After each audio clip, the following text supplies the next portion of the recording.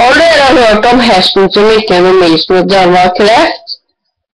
Det har ikke jeg heller, så derfor er den ikke det var kreft.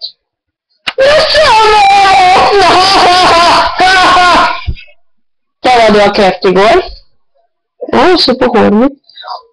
Og så et spørsmål. Er du nede? For du er veldig interessert.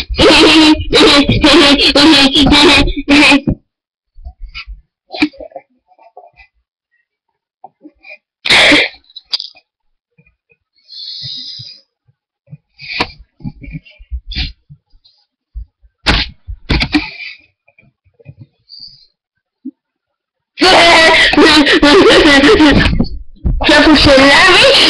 Hold sammen litt! Ikke var så lenge på slitt. Det river på litt. Jeg ler sånn. Ha det bra!